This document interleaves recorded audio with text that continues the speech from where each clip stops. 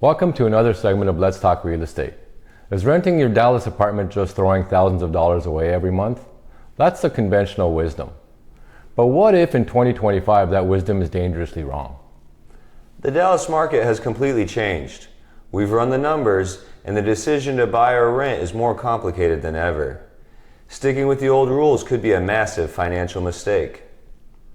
Today we're breaking down the real costs, the hidden numbers, and the exact point in time when buying a house in Dallas actually starts to pay off. And our analysis shows that the answer is going to surprise you. All right, we know you're busy, so here's the bottom line up front. There are three critical things you need to know about the Dallas market right now. First, on a monthly cash basis, renting is significantly cheaper in the short term. We're not talking about a little bit cheaper. A mistake we often see is buyers underestimating their budget. The true monthly cost of owning a home here can be 50% higher than your base mortgage payment. Second, because of our high property taxes here in Texas and current interest rates, our analysis shows it takes over 6 years of living in Dallas home before it becomes financially better than renting and investing your savings. And third, this isn't just a spreadsheet problem, it's a fundamental choice between two lifestyles, the stability and forced savings of ownership versus the flexibility and investment power of renting. One is not universally better than the other. So to understand why this decision is so critical now, we have to look at how the Dallas market got here. Imagine the real estate market just a couple of years ago. It was a frenzy. Bidding wars, waived inspections, home selling in a single weekend. It was a classic seller's market. Well, that's over. In 2025, we're seeing a massive surge in inventory. Homes are sitting on the market longer. And on the surface, it looks like it's a buyer's market. But here's the trap for the unprepared.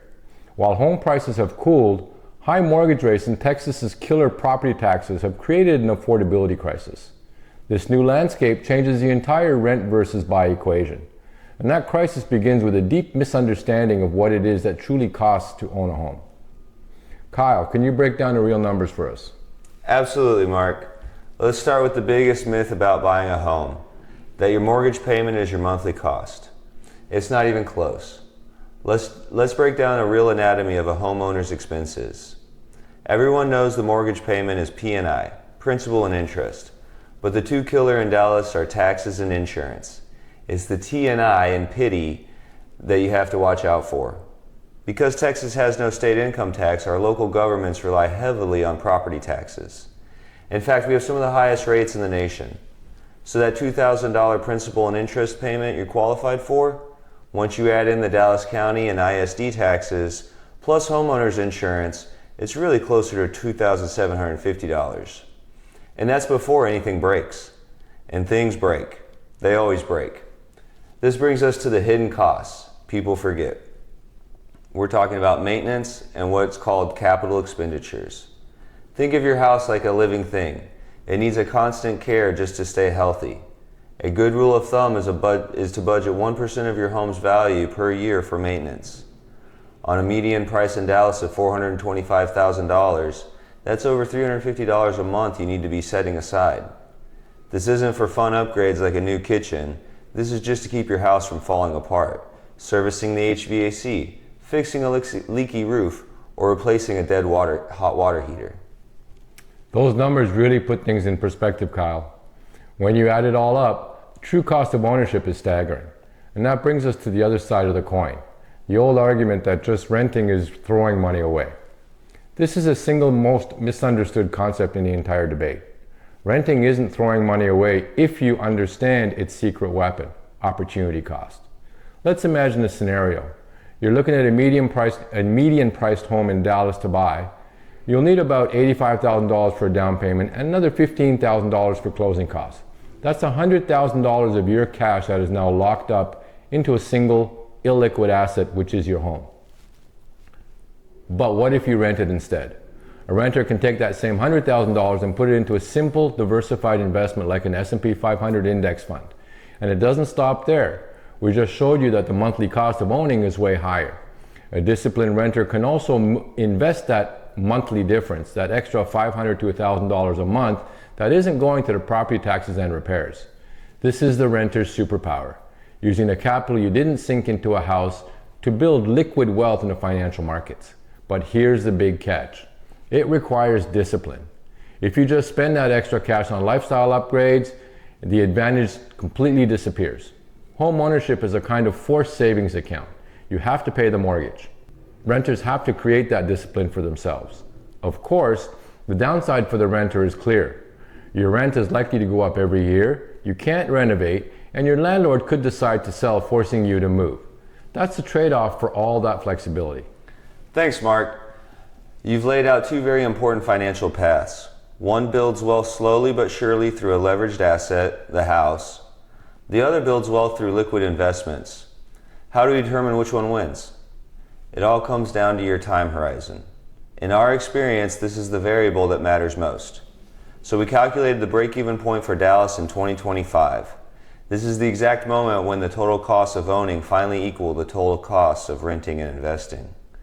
In the current Dallas market, that point is 6 years and 4 months. Let me say that again.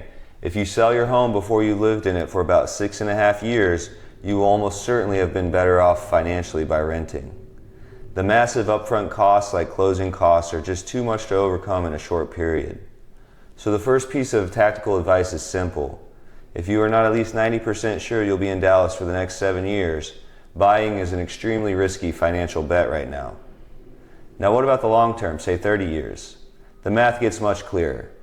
Thanks to something called leveraged appreciation, where you benefit from the growth of the entire home's value, not just your down payment, and the power of paying off your mortgage. The homeowner's net worth is projected to be significantly higher than even the most disciplined renters. Those time horizons make the decision framework crystal clear, Kyle. It's not just about money, it's about your life. You have to ask yourself 3 questions. 1, what is my time horizon? Can I honestly commit to living in one place for at least 7 years? 2, what is my financial readiness? Do I have a solid emergency fund after I pay my down payment and all those closing costs? Speaking of which, the details of the closing costs can be overwhelming, especially with things like title insurance and escrow fees. In fact, we did a whole separate video breaking down the Texas closing disclosure form line by line. It's a must watch. If you're serious about buying, we'll link it for you down below. And 3, what is my lifestyle priority right now? Do I value the stability and control of owning my own space, or do I value the freedom and flexibility that comes with renting? The beauty of today's world is that you don't have to guess. There are incredible rent versus buy calculators online that let you plug in your own numbers. But the key is to use a calculator that includes all the variables we talked about today: property taxes, insurance, maintenance, and the opportunity cost of investing. Don't trust the simple mortgage calculators that hide the true cost. And for a shameless plug, if you look on our website at www.paragondfw.com, we have developed our own set of in-house calculators that help you calculate your best position, whether you're a buyer, seller, or just refinancing an existing home. That's exactly right, Mark. So after all that analysis, what's the final verdict? The verdict is that there is no single answer. The question is not, should I buy or rent?